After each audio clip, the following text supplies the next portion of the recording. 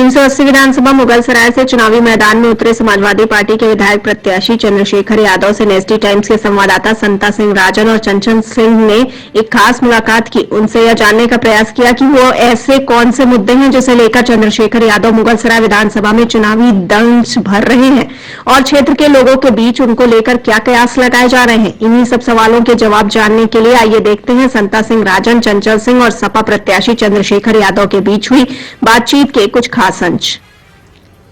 नमस्कार, फिर से एक बार आपका स्वागत है एनर्जी टाइम पे। मैं चंचल सिंह और मेरे साथी सहयोगी संता सिंह राजन, और हम लोग आज उपस्थित हैं मुगलसराय के 380 विधानसभा।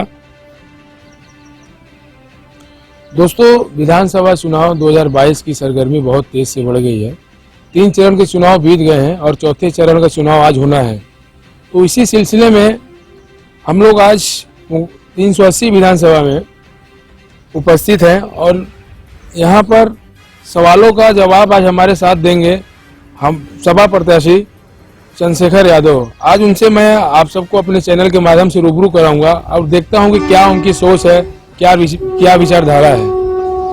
और साथ ही साथ आजकल यूपी में एक मुद्दा चल रहा है कि यूपी में का बा, और इसी मुद्दा का जवाब चंद्रशेखर यादव से पूछना है कि यूपी में का बा और उनके मुगलसराय में का बा। तो आगे मैं आपको कुछ देर में रूबरू कराऊंगा सपा प्रत्याशी चंद्रशेखर यादव जी से।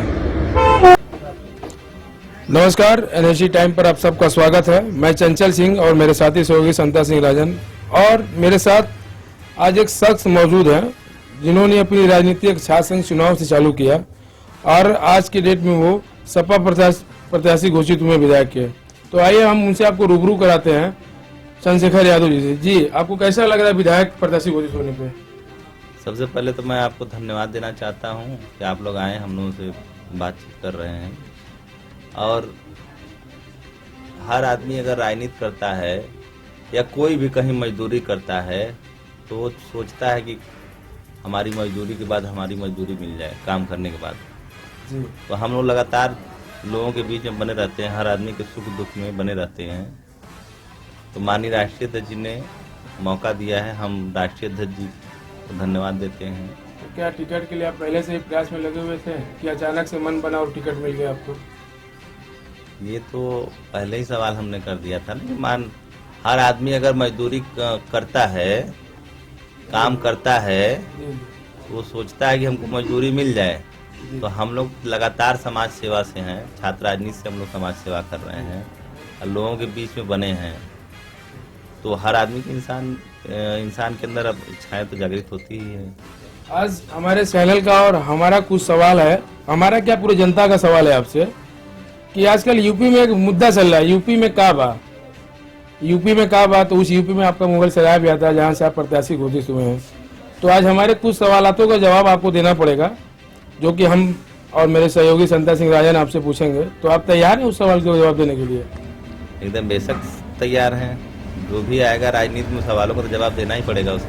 चलिए तो शुरू करते हैं। मेरा पहला सवाल हमारे सहयोगी संता सिंह राजन जी पूछेंगे। नमस्कार चंद्रशेखर जी। चंद्रशेखर जी, ये बताइए, सबसे पहला सवाल दर्शकों को का है कि अपने बारे में बताएं और आप राजनीति कब और कहां से आपने शुरू किया? हालांकि वैसे तो राजनीति में हम जब इंटर क्लास में थे तब से ही हम लोगों की राजनीतिक रुचि जगी थी, लेकिन छात्र संघ से हमने राजनीति शुरू किया है, जिसको राजनीति की पाठशाला कही जाती है। हमने महात्मा गांधी काशी विद्यापीठ विश्वविद्यालय से हमने राजनीति शुरू किया है। 2006 में हमने महामंत्री का चुनाव लड़ चुके हैं। आप मुगलसराय को क्या विकास दे रहे हैं और 2017 से 2022 तक क्या क्या विकास हुआ है? जब भी समाजवादी पार्टी की सरकार आई है, लगातार मुगलसराय को विकास हुआ है। इस 5 साल की सरकार ने एक भी काम करने का काम नहीं किया।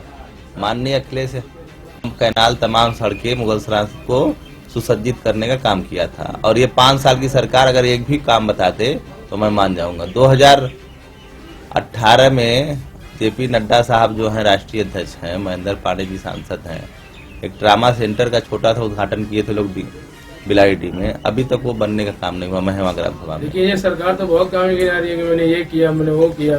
कोई भी काम गिना तो दीजिए उनका। सिर्फ बोल रहे हैं कि मेडिकल कॉलेज के लिए हम लोग पैसा फंड पास कर दिए, नहीं पास हो गया कोरोना के कारण। वो कोरोना रो रहे हैं सरकार। कोरोना रो रहे हैं और देश की चीजों को बेच रहे हैं, उसको नहीं देख रहे हैं आप। कोरोना रोने से थोड़ी ना होगा। कोरोना में क्या वो अपना काम करना छोड़ दिए? हर व्यक्ति अपना काम कर रहा है ना। गरीबों को आप किस हालत में छोड़ दिए हैं, किसान किस हालत में है, बेरोजगार किस हालत में है, नौजवान किस हालत में। इनके पास कोई विजन ही नहीं काम करने का। तो क्या आप चाहते हैं कि जब आपकी सरकार बनती है और आप आते हैं तो बाकी अधूरे काम को आप पूरा करेंगे? जब जब समाजवादी पार्टी की सरकार आई है, जब जब समाजवादी लोग सत्ता में आए हैं, विकास चारों तरफ हुआ है। क्या क्या मुद्दा लेके आप जनता के बीच जाएंगे? क्या मुद्दा है आपका चुनाव में? चुनाव में हमारा मुख्य मुद्दा है महंगाई, जो लगातार बेतहाशा हर एक गरीब और मध्य वर्गीय परिवार को खत्म कर रही है। महंगाई हमारी और आप हम सब झेल रहे हैं महंगाई से। किसान परेशान है, बेरोजगार परेशान है, नौजवान परेशान है, व्यापारी परेशान है, अल्पसंख्यक परेशान है, हर वर्ग परेशान है इस सरकार से। आपने व्यापारियों का नाम लिया। आपके मुगल सराय में छोटे और बड़े व्यापारी सभी हैं, आप तो देख ही रहे हैं। तो अगर आप जनता द्वारा विधायक चुने जाते हैं तो व्यापारियों के लिए क्या स्कीम लेके आएंगे? उनको क्या किस स्तर से मैनेज कर पाएंगे आप? व्यापारियों के लिए चुंगी कर लगता था। माननीय मुलायम सिंह यादव ने चुंगी कर को समाप्त किया। व्यापारी वो हित में था, इंस्पेक्टर राज जिसको बोला जाता था जी। तो जब जब समाजवादी पार्टी की सरकार रही है तब तब व्यापारी वर्ग को लिए माननीय मुलायम सिंह यादव जी ने, अखिलेश यादव जी ने तब तब योजनाएं चलाई है। व्यापारी वर्ग हमेशा संतुष्ट रहता है समाजवादी पार्टी की सरकार में। तो आपका कहने का मतलब कि व्यापारी वर्ग समाजवादी पार्टी से संतुष्ट है, मतलब वो समाजवादी पार्टी के साथ है? एकदम है, क्यों नहीं है। तो मेरा आज देखिए जैसे कि 3 चरण का चुनाव खत्म हो गए हैं, 4था चरण का चुनाव आज के डेट में है। आपके राष्ट्रीय अध्यक्ष अखिलेश यादव जी का कहना है कि 400 पार जा रहे हैं। अमित शाह बोल रहे हैं कि हम 300 पार एकदम डंके के चोट पे लेके आ रहे हैं। तो क्या ये अफवाह है कि इसको सत्य माना जाए? अब आप देख रहे होंगे 300 पार कर रहे हैं कि क्या कर रहे हैं, जनता आपको जवाब दे रही होगी। आप लोग मीडिया में लगातार देख रहे होंगे। इनकी रैलियों, इनकी कार्यक्रमों में इनको जगह लोग नहीं जा पा रहे हैं, इसलिए इनकी रैलियां रद्द हो जा रही हैं। इनके विधायकों को और इनके प्रत्याशियों को लगातार गांव की जनता भगा रही है कि आपका इस गांव में कोई काम नहीं है। अभी मुगल सराय के प्रत्याशी को अलीनगर घूम रहे थे, लोगों ने कहा कि नहीं आप लोगों को हम लोग समर्थन नहीं देंगे। अब जनता मन बना ली है। लेकिन उसके बाद जब आप जिस प्रत्याशी की बात कर रहे हैं उसके बाद जाने के बाद नारा चालू हो गया, तो क्या एक साजिश थी कि ये वहाँ की जनता का आक्रोश था? ये हर गांव में जाएंगे, हर गांव की जनता इनका विरोध कर रही है। जहां जहां जाएंगे वहां के लोग, आम जनमानस वहां की विरोध कर रही है, क्योंकि भाजपा वालों ने 5 साल में सिर्फ झूठ बोला है। तो झूठ बोल के शासन सत्ता चलाए हैं। हमको आपको 15 लाख का सपना दिखाएं, सबका साथ सबका विकास का सपना दिखाएं, कहीं से किसी का विकास नहीं हुआ। और उस हाथरस की बेटी के साथ क्या हुआ आप भूल गए? वो तो सबको याद है, लेकिन उस पर भी उन लोगों का कहना है कि उस समय के कंडीशन पे हमने जो डिसीजन है वो कोई कंडीशन नहीं है। माननीय अखिलेश यादव जी ने डीएम साहब से वार्ता की थी कि आप उस बेटी को कम से कम उसके परिवारों से मिलवा तो दो अंतिम संस्कार में। अब हिंदू की बात करते हैं, हिंदू रीति रिवाज से उसका कम से कम अंतिम संस्कार तो हो जाना चाहिए था। ये सिर्फ छलावा करते हैं। हिंदू मुस्लिम करने के अलावा इनके पास कुछ नहीं है, लेकिन हिंदुओं को इन्होंने इतना प्रताड़ित किया है जिसकी कोई सीमा नहीं है। राम मंदिर को लेकर क्या कहना है आपका? राम मंदिर सुप्रीम कोर्ट का डिसीजन है। लेकिन वो तो कहते हैं जो राम को लाए हैं उनको लाएंगे। राम को लाने वाले वो कैसे हो सकते हैं? अब तो ये हो जाए, लेकिन उनका स्लोगन चल रहा था कि जो राम को लाए हैं हम उनको लाएंगे। तो आप इसी से समझ लीजिए कितने बड़े झूठे लोग हैं। राम को वो लाए हैं कि राम उनको लाए हैं। तो आप समझिए कि देश कहाँ जा रहा है। ये सोचने की बात है कि ये लोग देश को कहाँ ले जा रहे हैं। और देश की जनता को और प्रदेश के लोगों को समझना चाहिए कि ये किस तरह हमको आपको बरगला ले जाएंगे। राम ने सबको लाया है। भगवान मर्यादा पुरुषोत्तम श्री राम जी ने पूरी सृष्टि की रचना की है। हम आप पढ़े हैं पुराणों में, और ये कह रहे हैं हम राम को लाए हैं। तो आप सब जैसा कि आप कह रहे हैं कि विकास के मुद्दे को, तो क्या मुगल सराय में विकास नहीं हुआ है? आप किस नजर से देखते हैं? कहीं अगर विकास हुआ तो आप बता दीजिए। मुगल सराय में स्टेशन का विकास हुआ है, मुगलसराय में नाम का विकास हुआ है, उसके अलावा क्या नहीं हुआ आप बताएं। तो ये नाम बदलने वाली सरकार है। आप कोई काम करेंगे सरकार नाम बदल देती है। अगर अभी आपका नाम हम कोई गरीब वर्ग है, कोई मजदूर वर्ग है, उसका अगर अभी नाम हम अडानी अंबानी रख दे तो क्या अडानी अंबानी हो जाएगा? तो क्या अगर आपकी सरकार आती है तो आप भी उस नाम बदलने पे विश्वास रखते हैं या काम करने पे? माननीय अखिलेश यादव जी और समाजवादी पार्टी की सरकार जब जब आई है तब तक विकास हुआ है। हम लोग काम के भरोसे जनता के बीच में बने हुए हैं और काम अगर हम लोग नहीं करेंगे तो जनता हमको भी नकार देगी। इसलिए माननीय अखिलेश यादव जी ने अक्षरशः अगर किसी पार्टी ने अपना घोषणा पत्र पूरा किया है 5 साल में तो वो शख्सियत माननीय अखिलेश यादव हैं। और अखिलेश यादव जी अक्षरशः अपने घोषणा पत्र को संकल्पित होकर उसको पूरा किए और घोषणा पत्र के अलावा भी माननीय अखिलेश यादव जी ने बहुत सारे काम किए हैं। 300 यूनिट बिजली फ्री की बात हो रही है। 2012 से 17 के बीच में 24 घंटा दिन और रात वाला सिस्टम तो नहीं लागू हो जाएगा? आप सबसे ज्यादा पावर हाउस, ट्रांसफार्मर, ट्रांसमिशन अगर किसी ने लगवाए हैं तो वो समाजवादी पार्टी की सरकार ने लगाए। और जब जब समाजवादी पार्टी की सरकार रही है तब तक हर क्षेत्र में काम हुआ है। ये सरकार कहीं बता दे कि एक भी पावर हाउस बनवाने का काम इन्होंने किया है। हालांकि आप एक युवा नेता हैं और युवा प्रत्याशी हैं मुगलसराय विधानसभा से, तो आप युवाओं के लिए क्या सोच रहे हैं? क्या मतलब कैसा सिचुएशन रहेगा युवाओं के लिए? युवा आपसे क्या उम्मीद लगाए कि आप युवाओं के लिए खड़े उतरेंगे उनके कामों पर? नौजवानों को जब जब जिम्मेदारी मिली है, नौजवानों ने अपनी जिम्मेदारी को बढ़ चढ़ के निर्वहन किया है। तो माननीय अखिलेश यादव जी ने नौजवानों को भरोसा जताया है और जब ये नौजवान सदन में जाने का काम करेगा, नौजवानों के लिए सबसे ज्यादा किसी के लिए अगर हमको काम करना होगा तो नौजवानों के लिए काम किया जाएगा। उनको माननीय अखिलेश यादव जी ने ही नौजवानों के लिए काम कर रहे हैं। माननीय अखिलेश यादव जी ने कहा है कि जब हमारी सरकार बनेगी तो 22 लाख नौजवानों को हम रोजगार देंगे। प्रथम कैबिनेट में ही माननीय अखिलेश यादव जी ने कहा है कि हम 10 लाख रोजगार नौजवानों के लिए देंगे। परिवारवाद से क्या मतलब आपको लगता है? अभी परिवारवाद बहुत चल रहा है कि जातिवाद, परिवारवाद, यादव लैंड, जाट लैंड, आजकल बहुत सारे क्वेश्चन उठ रहे हैं। ये भाजपा वाले सिर्फ लोगों को जाति और धर्म में फंसा के रखते हैं। इनके पास कोई विजन ही नहीं है ना कि ये लोगों के से क्या करेंगे। सिर्फ ये लोगों को जाति और धर्म में फंसाए रखेंगे और जाति धर्म में फंसा के लोग राजनीति करते हैं। आपकी लड़ाई भाजपा से है क्या? हमारी लड़ाई किसी से नहीं। तो आप भाजपा जब से मैं आया तब से भाजपा को टारगेट कर रहे हैं। भाजपा वालों ने, उनकी सत्ता है तो उनके बारे में तो बोलना ही पड़ेगा आपको ना, जिसकी सत्ता रहेगी। और माननीय अखिलेश यादव जी ने जब किसानों के बारे में वो बात करते हैं, नौजवानों के बारे में जब बात करते हैं, जब विकास के बारे में बात करते हैं, तो ये देश को कहाँ ले जाना चाहते हैं, ये देश की जनता को सोचना पड़ेगा। किसानों के हित के लिए क्या सोचते हैं? क्योंकि आप एक किसान के बेटे हैं, आप गांव से बिलोंग करते हैं, आप तो जानते होंगे किसानी कैसे होती है और कितने दिन रात एक करके लोग अपने फसल को उगाते हैं। तो क्या किसानों के लिए कुछ? किसानों के बारे में माननीय अखिलेश यादव जी ने जब जब समाजवादी पार्टी की सरकार रही, किसानों का तेल तक सिंचाई माफ रहता था, पनकट माफ होती थी, जिसको हम लोग पनकट बोलते हैं गांव देहात की भाषा में। और अखिलेश यादव जी ने कहा है कि पनकट माफ के अलावा किसान जो अपने प्रयोग में किसानी के लिए जो बिजली प्रयोग करेगा उसको भी माननीय अखिलेश यादव जी ने फ्री देने का काम किया है। किसानों की बिजली माफ होगी। तो किसानों की अगर कोई हितैषी है तो वो सिर्फ समाजवादी पार्टी। किसानों की खाद की डीएपी, खाद की बोरी आप देखेंगे ये भाजपा वालों ने उसमें भी चोरी कर लिया है। हाँ, हालांकि ये तो सुनने को आता है। मेरा अगला क्वेश्चन ये है कि अभी साधा जा रहा निशाना आतंकवाद से, कि साइकिल पर ही बम लेके अहमदाबाद में बम विस्फोट हुआ था, उस पर आपका क्या कहना है? ये जब किसान आंदोलन में थे तो इन्होंने कहा खालिस्तानी है, उग्रवादी है, आतंकवादी है। तो ये सिर्फ खालिस्तानी, पाकिस्तानी, हिंदू, मुस्लिम, इसके अलावा इनके पास कोई एजेंडा नहीं है। कुछ काम किए रहेंगे कुछ लोगों के बीच में तब न बता पाएंगे। ये खालिस्तानी, आतंकवादी, उग्रवादी, पाकिस्तानी यही करके देश को गुमराह करते हैं लोग। मतलब आपका कहना है कि ये लोग गुमराह कर रहे हैं लोगों को? गुमराह पूरे हिंदुस्तान को गुमराह कर रहे हैं। बात करते हैं हम शिक्षा, मेडिकल कॉलेज, बच्चों की पढ़ाई, उस पर आपका क्या कहना है?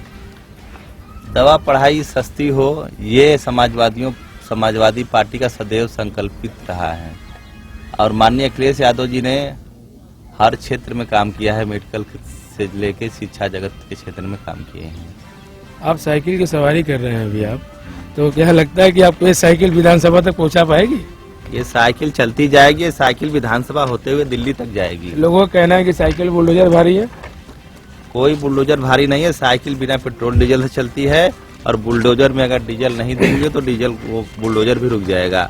और साइकिल की सवारी फ्री की सवारी है, और सवारी डीजल पेट्रोल महंगा कितना सरकार ने कर दिया है, लोग कहीं न कहीं अपने आप को ठगा सा महसूस कर रहे हैं।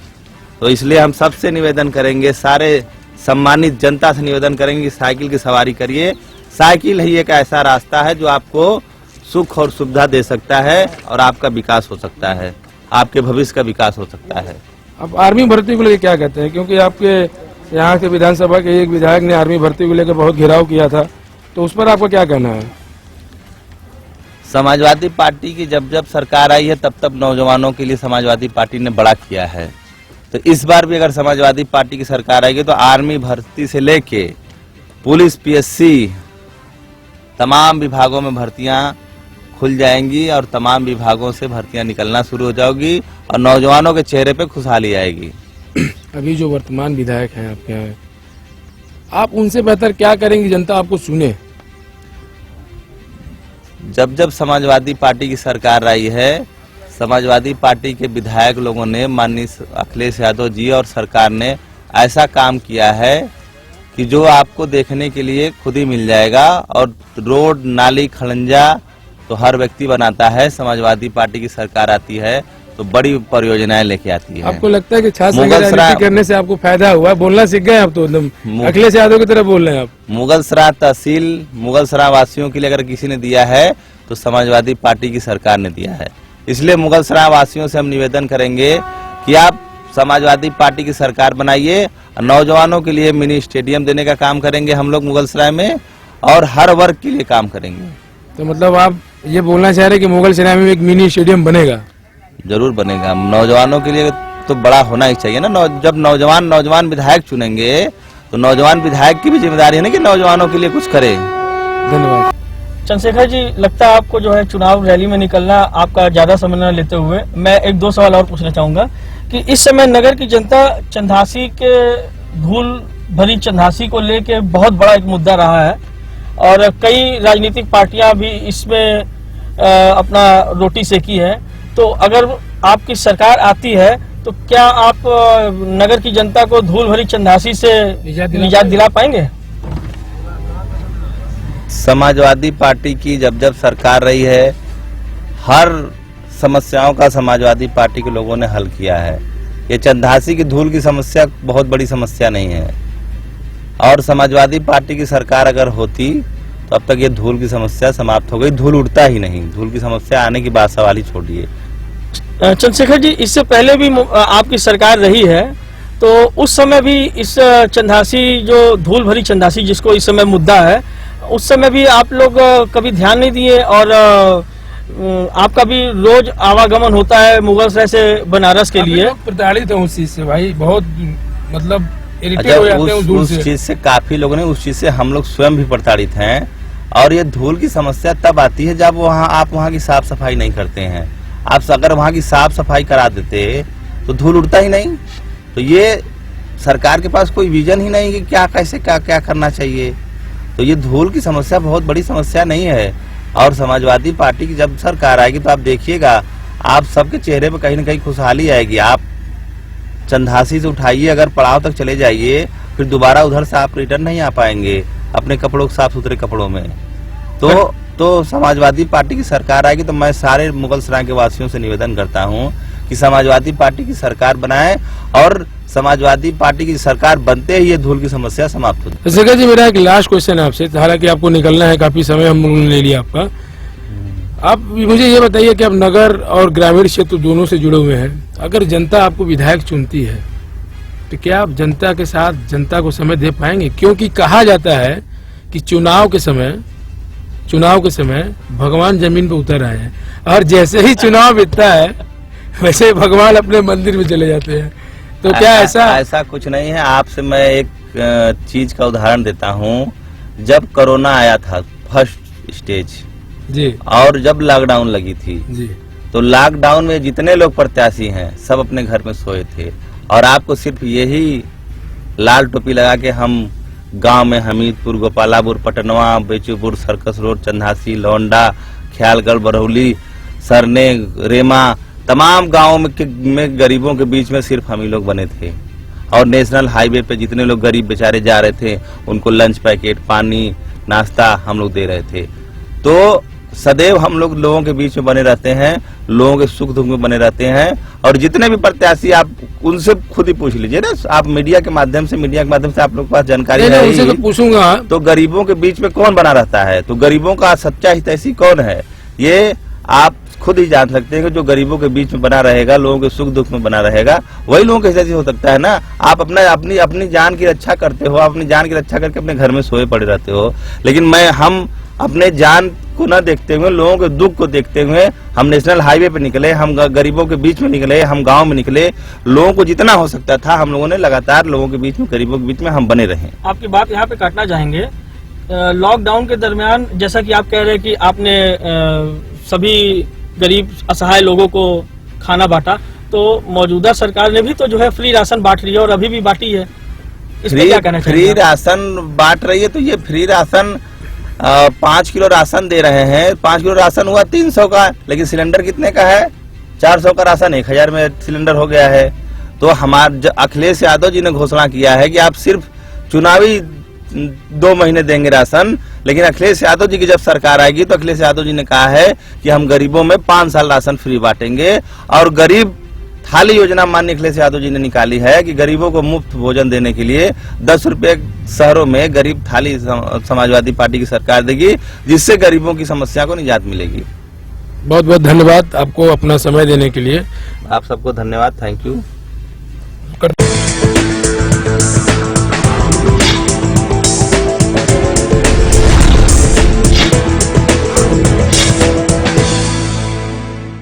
NST टाइम्स के लेटेस्ट खबरों से अप टू डेट रहने के लिए चैनल को लाइक करें, शेयर करें, सब्सक्राइब करें और अंत में बेल आइकन दबाना ना भूलें।